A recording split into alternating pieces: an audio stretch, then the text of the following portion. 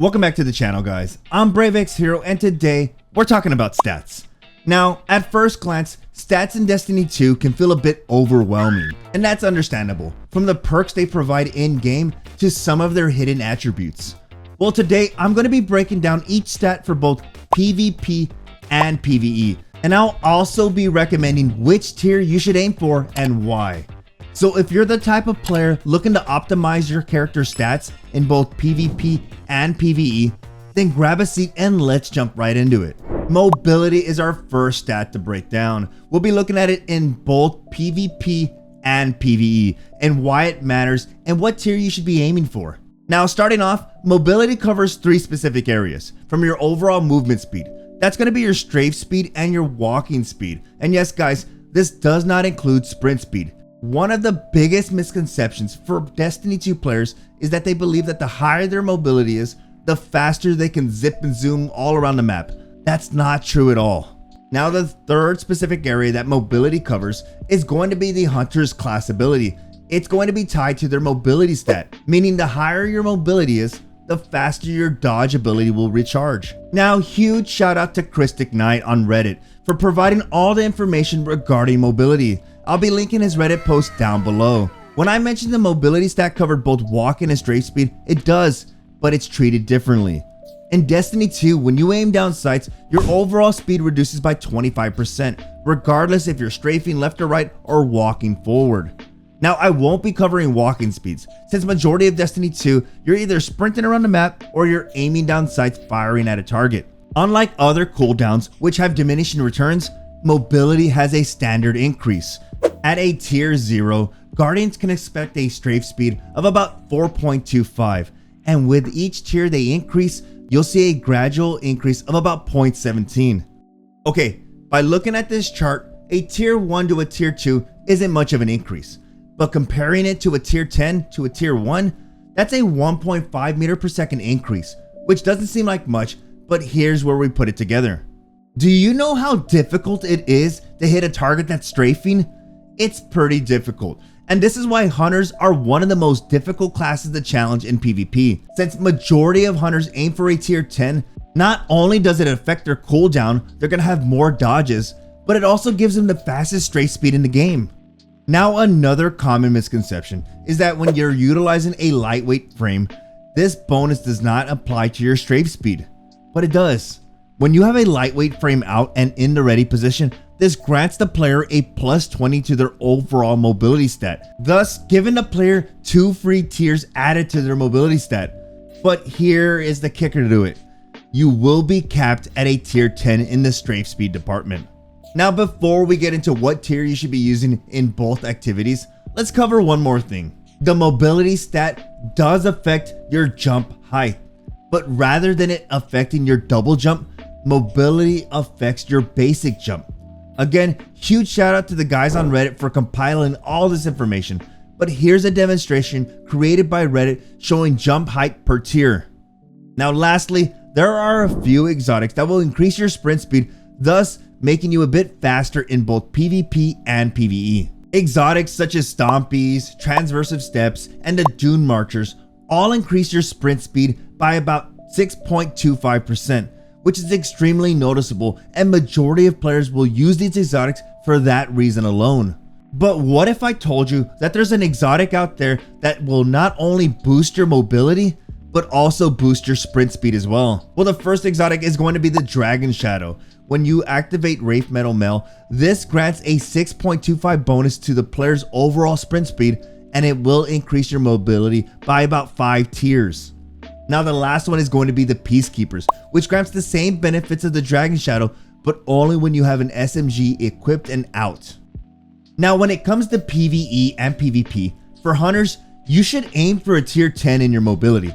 Since your class ability is tied to your mobility stat, you can benefit from having a tier 10. Not only are you going to have a fast cooldown on your dodge speed, but if you're utilizing exotics that activate on your class ability, well, you're going to use them more often. This doesn't even include mods such as Classy Restoration or Bomber mods. But on top of all that, by having higher mobility, you'll be a strafe demon in PvP, thus giving you an advantage in each gunfight. But okay, What about other characters? For Titans and Warlocks, mobility shouldn't be a thing you go out of your way to max out. With those characters, there are more other important stats. So the sweet spot you're aiming for is going to be between a tier 3 or a tier 5. This would give you a decent strafe speed without having to focus all your armor for mobility. Now let's get into resilience. In this section, we'll be covering 4 different areas where resilience matters and determine if you should be allocating your stats into the resilience department. For starters, similar to the Hunter's dodge ability, which is tied to their mobility stat, the Titan's barricade is tied to their resilience levels. Thus, by having higher resilience, the faster your barricade will charge.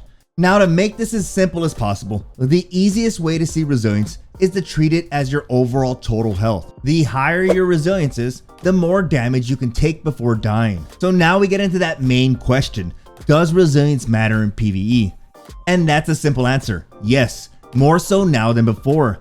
With the most recent update, Bungie changed the resilience stat to now grant an increase to damage resistance versus PvE combatants. As you can tell just by looking at the chart, it's pretty straightforward. The more resilience you have, the more damage you can tank in harder activities such as Grandmaster Nightfalls and raids. So where is the sweet spot for PvE? Well, still referencing our chart, you don't really gain a benefit until 7 resilience. This is where you're going to gain 20 damage resistance in PvE. But if you compare the stats, I would highly suggest you go with a 9 or 10 tier in your resilience stat. This is going to give you the most bang for your buck. Being able to tank an extra 40% damage in PvE is huge. It's the difference of surviving a Grandmaster Nightfall or dying to splash damage. Now switching gears and getting into PvP. Something to consider is that the resilience stat can assist in combating flinch. But that's not the main driver of it. With the most recent changes, Bungie changed the way flinch worked globally. Essentially, they factored in your flinch resistance into your stability stat, but they also added it to your resilience stat. As you can tell from the chart, it's something to keep in mind when you're choosing a resilience tier in PvP.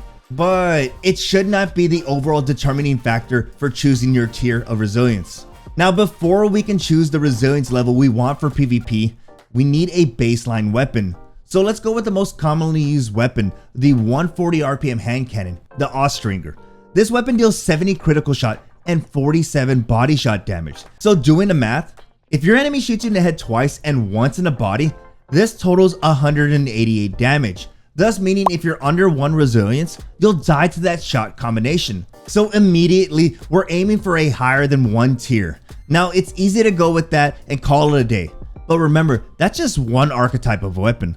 Let's factor in a few exotics and other weapons. Now to survive the Thorn exotic hand cannon with its exotic perk active, players should aim for a tier 6. This would leave you with 1 health point left. Since Thorn with its perk active deals a total of 196 damage, that would be 2 critical shots. If you're under tier 6, you can easily be cleaned up. Personally, I think players should aim for a minimum of 6 resilience.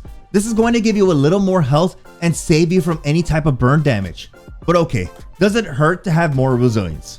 Of course not, especially if you're a Titan. If you're a Titan, your goal should be a tier 10 resilience. This is not only going to give you the fastest cooldown on your class ability, but it's also going to give you a 10% flinch resistance in PvP. Now moving into the recovery department, this one is much simpler to explain. Similar to the Hunter's dodge ability and the Titan's barricade ability, the Warlock's class ability is tied to the recovery stat. Thus meaning the higher tier recovery you have, the faster your class ability will charge. Now before we get into any activities, let's break down recovery by tier. From the chart, you can see that recovery is linear. From a tier 9 to tier 10, you don't really see much of a difference. But if you see it from a tier 0 to a tier 10, that's a 3-second difference, which in PvP, that's crucial. So to put it simply, for PvE players should focus on resilience before they aim for recovery. Okay, you might be scratching your head. Why? Why should I aim to have more resilience over recovery? Well, you gain a higher benefit from a 40% damage resistance with a tier 10 resilience than you do having a tier 10 recovery. Take a look at this trade-off. From having a tier 5 and a tier 10, it's a 2-second difference, which in PvE is not extremely noticeable.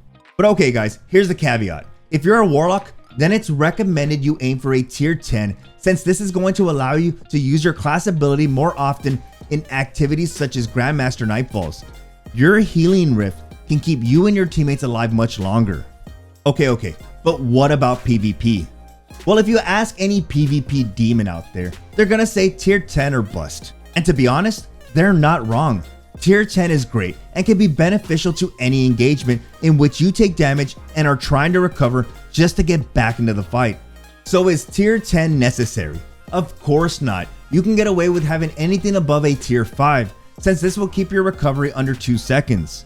The reasoning why you don't want to have anything lower than a tier 6 is that it'll take you out of the fight for too long. Take a look at it like this. If I'm at a tier 2 recovery and someone shoots me, I now have to wait 8.6 seconds before I can get back into that gunfight. So if my teammates are in an engagement and they're asking for my help, I will either be waiting to recover so I can help them, or I'll be helping them out, and more than likely I'll be showing up to the fight not fully recovered. Now, if you're a warlock, then I do recommend you aim for a tier 10, since this is tied to your class ability and it's a great asset for PvP. Moving into discipline and strength. Discipline is tied to your grenade cooldown and strength is tied to your melee cooldown. Let me take a deep breath. This one might be a bit harder to break down, since each grenade and melee has its own specific cooldown. For instance, firebolt grenades have a faster cooldown than trip mines. This is due to the lethality of the grenade and how effective it is. So to effectively show how quickly each grenade charges, we're heading over to D2 Armor Picker, and this is going to show us each cooldown for each grenade at each tier. Taking a look at the chart, at a tier 10, you can see that all your cooldowns are below 1 minute, which if you're going to be using an ability heavy build in Grandmasters, such as cold snap grenades to freeze champions, then you might want to focus additional stats in that area. As for PvP, you can use the same concept. If you're planning to use the young Ahamkara Spine exotic gauntlets, then you might want to focus on allocating stats towards the discipline department. The same goes for something like double cold snap grenades with osmiomancy gloves. Since these gauntlets are geared towards grenade abilities, the last thing you want is to have a tier 1 or tier 2 discipline. This will overall defeat the purpose of utilizing this exotic. But let's answer the main question. How much discipline is necessary for PvE? Personally, discipline should be high, but it should never trump resilience. I think between a 6 or 7 will be a good enough spot for your cooldowns for any grenade you end up choosing. If you plan on soloing a dungeon, then you might want to focus on utilizing healing grenades and using a tier 7, which gives you a cooldown of about 45 seconds. As for PvP, if you're not using a grenade specific build such as osmiomancy or young Ahamkara Spine, then you might want to aim for that sweet spot of about 6. This gives you a cooldown between 1.5 minutes and 40 seconds. This is what I like to call a happy medium. Any lower than 6 and you're gonna start seeing cooldowns of about 2 minutes.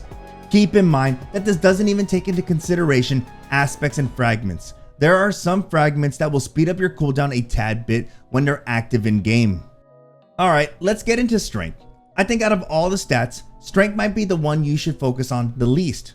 Again, sticking to our handy dandy chart, you can see that with a tier 10, all your melee cooldowns will be under 1 minute, some even less than 45 seconds. But is it worth it?